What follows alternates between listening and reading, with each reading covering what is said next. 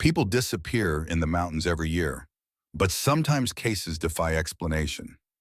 A man who returned after 2 years, convinced that only 4 days had passed. A tourist who disappeared in a minute on an open trail. And a teacher who vanished from a crowded observation deck, only to be found years later in a completely different place. These stories are not about accidents. They are about mysteries that neither investigators nor scientists have been able to solve. If you are interested in such mystical disappearances, subscribe so you don't miss new investigations. Now let's take a look at three of the most inexplicable cases that will give you goosebumps. On 14th August 1989, 33-year-old Thomas Gordon, a surveyor from Salt Lake City, set out on a solo hike in the Wind River Range in Bridger-Teton National Forest, Wyoming. Thomas was an experienced hiker with 10 years of experience hiking in the Rocky Mountains. He carefully planned each expedition, studied topographic maps, checked the weather forecast, and always left a detailed itinerary at the ranger station. On that August day, the weather was perfect for hiking. The temperature was around 65 degrees Fahrenheit. The sky was clear, and there was a light breeze. Thomas registered at the ranger station in the morning and left his exact route. He planned to climb to about 10,000 feet through a series of alpine meadows and granite fields, then return in 3 days. The ranger recorded the information and wished him luck. Everything was standard. Thomas loaded his backpack with the necessary equipment: a tent, a sleeping bag, 5 days worth of food, a camping stove, maps, a compass, a first aid kit, and a flashlight. On his wrist was a reliable mechanical watch, a simple model without electronics that he had worn for years. He set off on his route around 9 a.m. 3 days passed. On the 17th of August, when Thomas did not return by the appointed time, the rangers began to worry. By evening, a preliminary check was organized.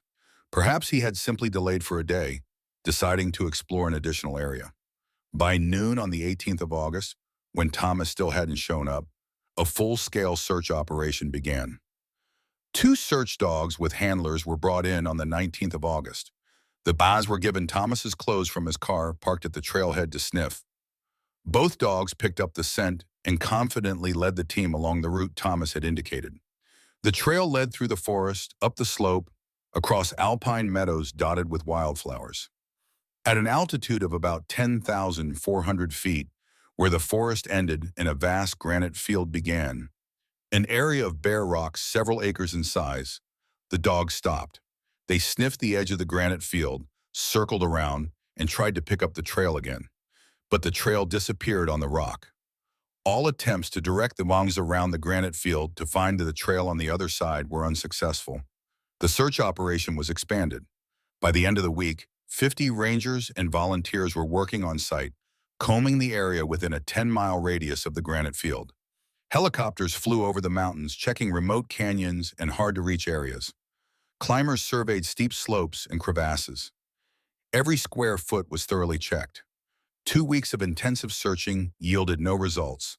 No clothes, no equipment, no traces of Thomas. It was as if he had vanished into thin air on that granite field. By the end of August, the official search operation was called off. The case remained open, but there were no leads. Thomas's wife, parents, and friends did not give up hope. They organized private searches every weekend for the next few months. They checked remote areas and hired professional searchers. A reward of $20,000 was offered for information.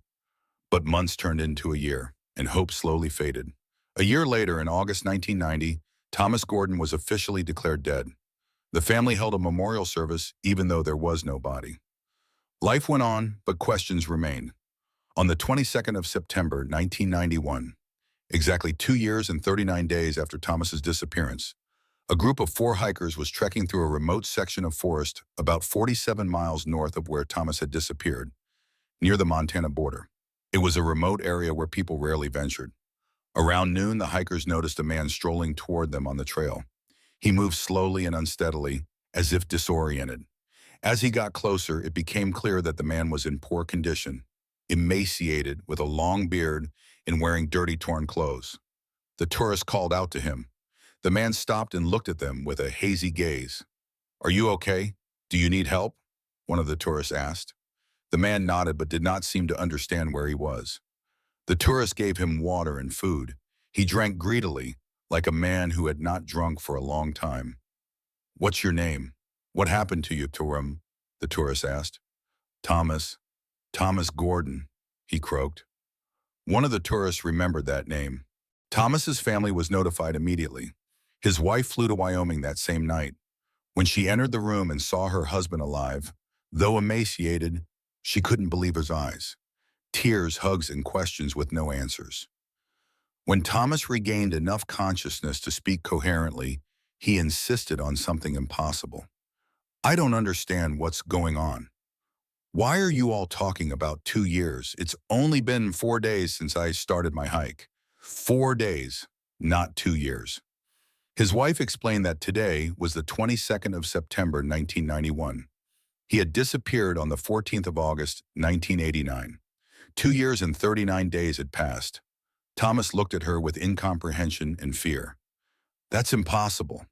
I remember starting the hike on Monday morning. I was climbing up to the granite field. Was that yesterday? The day before yesterday? Not 2 years ago." The doctors conducted a thorough medical examination. The results were shocking. Biologically, Thomas's body showed signs of starvation for about 5 to 6 days, no more. Weight loss, dehydration, muscle wasting, everything was consistent with a person who had spent about a week without sufficient food and water, but not 2 years. His beard had grown for about a month, maybe a little more, not 2 years. His hair was longer, but again, it had grown for about a month, not 2 years. His fingernails and toenails also showed about a month's growth. Thomas's clothes were worn, torn and dirty, but not as much as one would expect after 2 years in the wild. His hiking boots were in surprisingly good condition. The soles were moderately worn, the seams intact. Boots worn for 2 years in mountainous terrain would have looked entirely different. The strangest detail was the watch on his wrist. The mechanical watch that Thomas had worn for years had stopped. The hands were frozen at 12:47. The date on the dial was 14th August, 1989, the day he disappeared. The investigation team questioned Thomas repeatedly. His story remained unchanged. He remembered starting his hike on the morning of the 14th of August. He remembered climbing the trail, enjoying the views. Around noon, he reached a granite field at an altitude of about 10,400 feet. "I stopped to rest and drink some water," Thomas said. "I sat on a large flat rock and surveyed the area. Everything was normal. Then I felt a strange dizziness. It wasn't like altitude sickness. I'm used to high altitudes. It was something else. The air seemed to vibrate. I heard a low hum that seemed to come from everywhere and nowhere at the same time." Thomas continued, "I tried to stand up, but my legs wouldn't obey me. The dizziness got worse. Everything around me began to blur, as if I were looking through water. Then, darkness. I lost consciousness. The next thing I remember is waking up on some kind of trail. It was morning. The sun was just rising. I was lying on the ground. My backpack was next to me. My head hurt. My mouth was dry. I thought I had fallen and hit my head, losing consciousness for the night. I got up and looked around. The area looked unfamiliar. I didn't recognize the place. I started walking along the trail, hoping to come across some familiar landmarks. I walked for a day, 2, 3. I ran out of food. I ran out of water. I began to realize that I was seriously lost. Then I met those tourists. I thought 4, maybe 5 days had passed, not 2 years. Psychologists conducted a series of tests, lie detector, cognitive assessments, checks for mental disorders.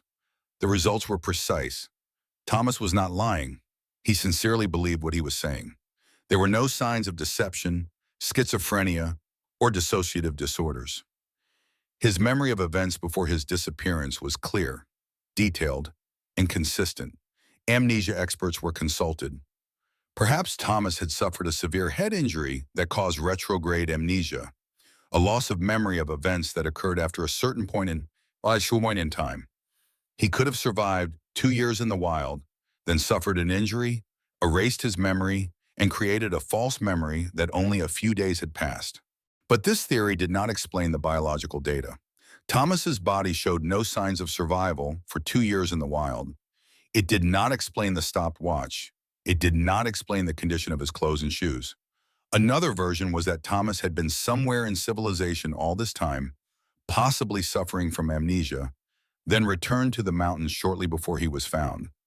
Investigators checked this version. Thomas's bank account showed no activity for 2 years. His credit cards had not been used. No one saw him in any city, at any gas station, or in any store. If he was somewhere in civilization for 2 years, how did he survive without money or documents? Physicists and meteorologists were consulted about the air vibrations and rumbling that Thomas described. Could it have been some kind of natural phenomenon? An earthquake? An atmospheric anomaly? Seismic station records for the 14th of August 1989 showed no activity in the Wind River Range region. Meteorological data was also normal. No abnormal phenomena were recorded. The Rangers returned to the granite field where the search dogs had lost Thomas's trail 2 years earlier.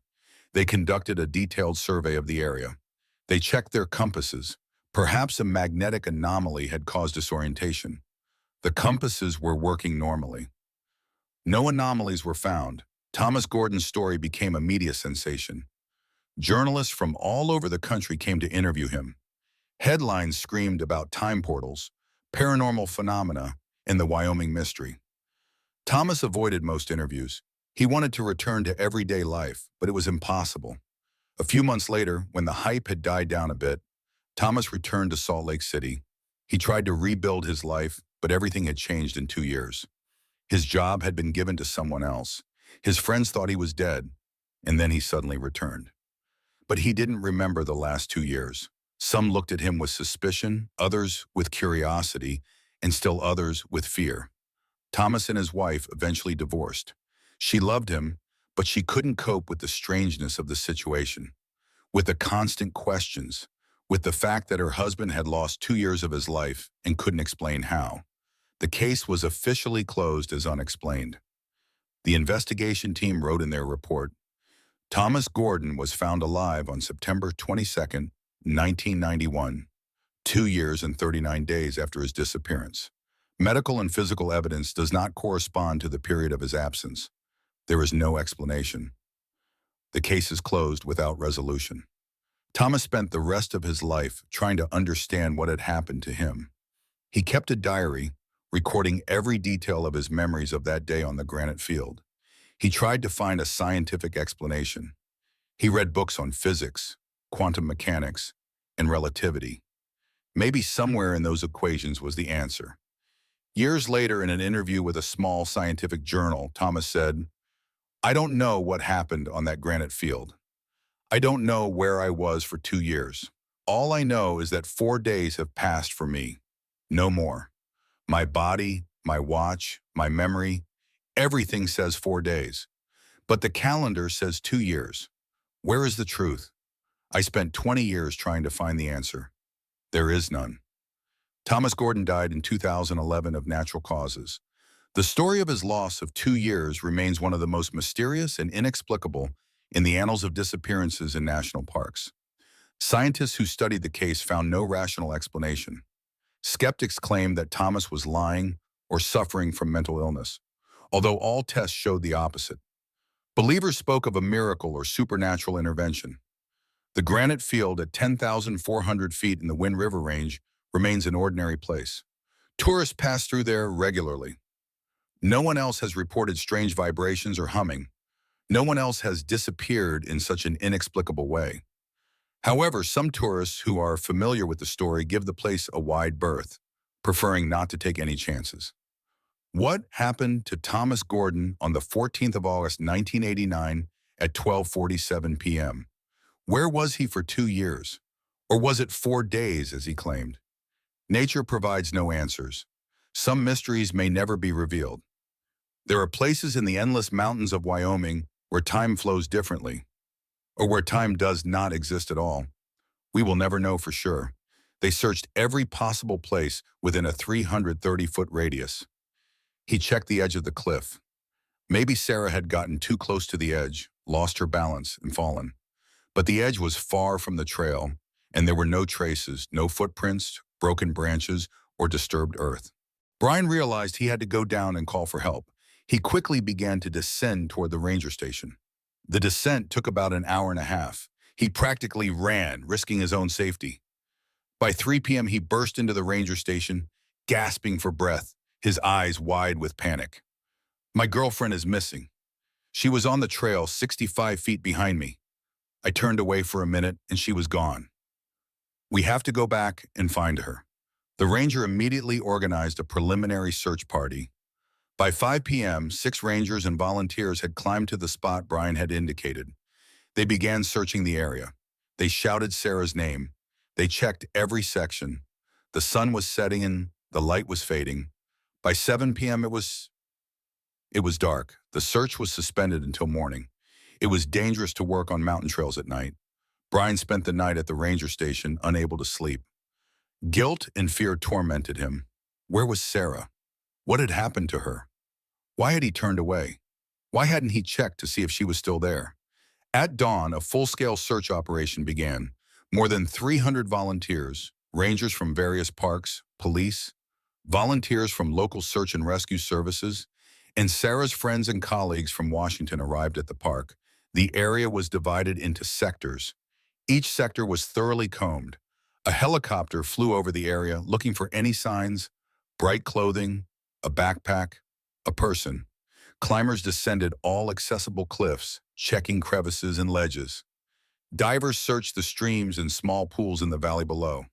Perhaps Sarah had somehow fallen and been carried away by the water. On the second day, 6 search dogs and their handlers were brought in. The dogs were given Sarah's clothes from her car in the parking lot to sniff. All 6 dogs picked up her scent from where Brian had last seen her.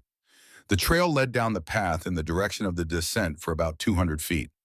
Then the trail turned sharply to the left, away from the path, toward the edge of the cliff. The dogs led their handlers through the brush and rocks straight to the edge. At the very edge, all 6 dogs stopped. They began to whine, long, mournful whines. They refused to go any closer. Their handlers tried to direct the dogs further, but the animals categorically refused to go. One of the dog handlers explained, "The trail is clear.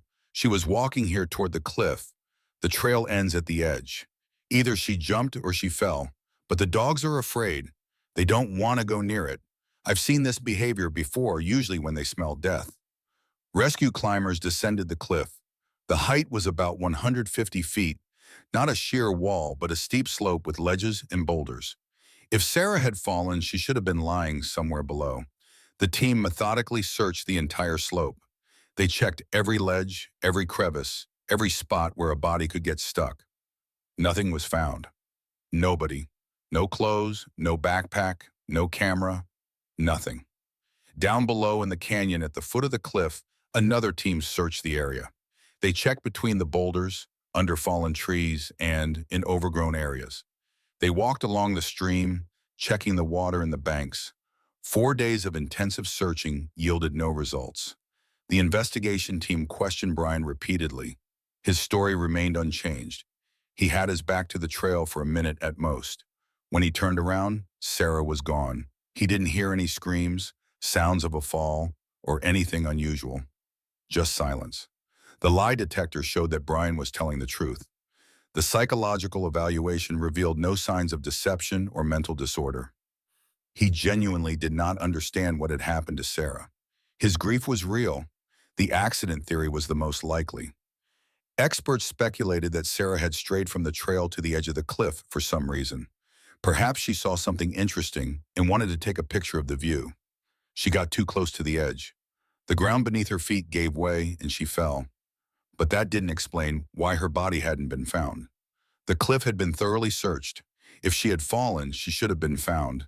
Another version was that Sarah had left voluntarily. Perhaps she was suffering from depression that no one knew about. Maybe she decided to end her life by jumping off the cliff, and her body was carried away somehow. But Sarah's loved ones rejected this version. She was a happy person, loved life, and had no problems that could lead to suicide. And again, where was the body? A criminal theory was also investigated. Perhaps someone was on the trail, attacked Sarah, and carried her body away. But all the other tourists who registered at the park that day were interviewed and checked. No one was in the area at the critical time. And how could someone have carried an adult woman off a mountain trail in 1 minute without being noticed by Brian, who was only 65 feet away? By evening, 10 rangers were working at the site. They searched the area within a 1-mile radius of the lookout. They checked all the trails, all the places a person could have gone on foot. They shouted Michael's name. Nothing. The next day, a full-scale search operation was organized. 4 search dogs with handlers were brought to the site. The dogs were given Michael's shirt from his belongings in the car to sniff. All 4 dogs approached the spot at the fence where Michael was last seen, and all 4 dogs refused to work. They sniffed the fence, looked down at the cliff, and began to whine. One German shepherd suddenly began to howl, long and plaintive. The others backed away from the fence, tails tucked between their legs. All attempts by the handlers to direct the dogs along the trail were unsuccessful. One of the dog handlers explained they clearly sensed something at the fence, but they refused to continue. This behavior is usually when they smell death or something that frightens them. A team of climbers descended the cliff to the lake. They checked every ledge and crevice where a body could be stuck. They reached the water and searched the shore. Nothing was found. Divers searched the bottom of the lake in the area directly below Watchman Overlook. Crater Lake is 1,949 feet deep, the deepest in the United States. The water is cold and clear. Visibility is good to 100 feet. Divers checked the bottom within a 500-foot radius of the point directly below the overlook. There was no body. Helicopters flew over the park. More than 400 volunteers combed the woods around the lake. All trails within a 10-mile radius were checked. Every day, search teams searched new areas. 12 days of intensive searching yielded no results. The investigation team interviewed all the tourists who were at the observation deck that morning. Their stories were similar. No one saw where Michael went. One witness said he saw him at the fence, then looked away for just a second, and when he looked back, the man was gone. Dorothy was questioned repeatedly. Maybe Michael had reasons to disappear.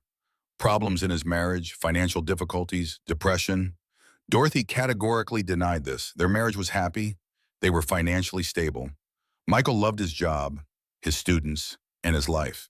He had no reason to disappear or harm himself. The accident theory seemed the most likely. Perhaps Michael had climbed over the railing to get a better photo, lost his footing, and fallen.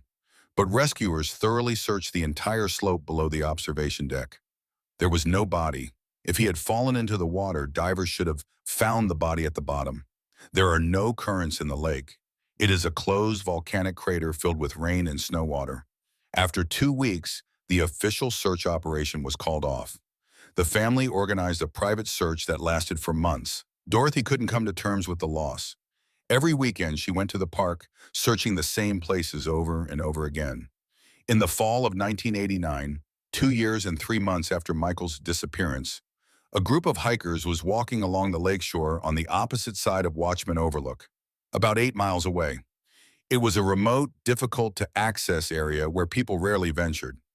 Among the boulders on the shore, they discovered human bones, a skull, several ribs, and leg bones. The authorities were notified immediately. Forensic examination and DNA analysis took several weeks. The results confirmed that the remains were those of Michael Fitzpatrick. The pathologist was unable to determine the cause of death due to the condition of the remains. 2 years in the elements, rain, snow, animals, had left only bones. There were no signs of trauma that would indicate a violent death or a fall from a great height. The bones were just bones. The investigation team attempted to reconstruct the events. How did Michael's body end up on the opposite side of a vast lake, 8 miles from the place of his disappearance? Several theories were proposed. First, Michael somehow left the lookout on foot, walked around the lake, and died on the other side from natural causes or an accident. But that would have required walking about 16 miles across rough terrain. Why? And why didn't he tell his wife? And why did the search dogs lead to the cliff, not away from it? The second theory, Michael fell into the water from Watchman Overlook, drowned, and his body was carried by underwater currents to the opposite shore. But hydrologists who studied the lake found no significant currents. It is a closed crater. The water is relatively calm. Even if there had been a current, the body would not have traveled 8 miles along the bottom in 2 years and then somehow ended up on the shore. The third theory, someone killed Michael, moved the body to the opposite side of the lake, and left it there. But why? Michael had no enemies. There was no motive for murder. And how could the killer carry the body of an adult man 8 miles across mountainous terrain without being noticed? The mystery remained unsolved. How did the bones appear only 2 years later in a place that had been repeatedly searched during the initial search? Search teams had checked the entire shore of the lake. If the body had been there from the beginning, they should have found it. Dorothy buried her husband's remains. The ceremony was quiet and modest. She never got answers to her questions. How did Michael disappear in 2 minutes from an open observation deck? How did his body end up 8 miles away? Why did the bones only appear 2 years later? The story of Michael Fitzpatrick has become one of the many mysteries of Crater Lake. Local rangers say the lake has a strange atmosphere. Some tourists report inexplicable sensations, dizziness and disorientation at specific lookout points. Native Americans consider the lake a sacred and dangerous place where spirits dwell in the depths. 38 years have passed since that June day. Watchman Overlook remains a popular viewing platform. Thousands of tourists visit it every summer. Most are unaware of Michael Fitzpatrick's story, but those who know approach the railing with a special feeling, a mixture of awe and fear of the deep blue water below, which keeps its secrets as deep as the fine 49 feet of its bottom. That's all, friends. If you found this interesting, give it a thumbs up, write your opinion in the comments, and see you in new videos. Bye for now.